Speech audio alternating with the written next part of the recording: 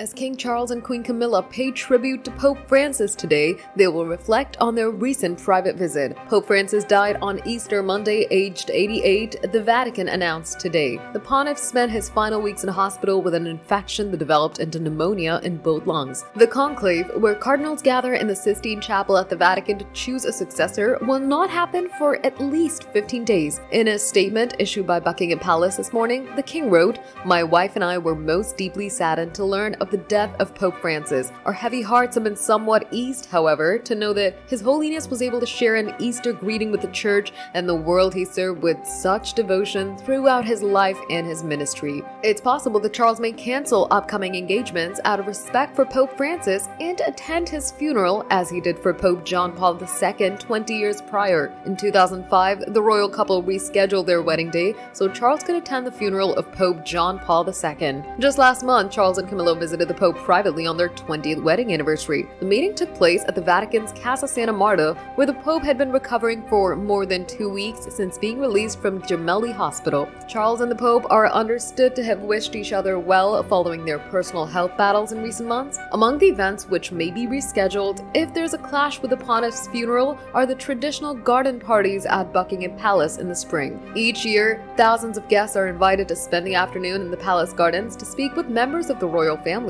The parties recognize individuals for their public service, including Lord Lieutenants and those in local government and the church. When the funeral of Pope John Paul was announced in April 2005, diplomatic sources soon said the Prime Minister Tony Blair would be going to Rome, not the royal wedding, making the first time a serving Prime Minister attended the funeral of a pontiff.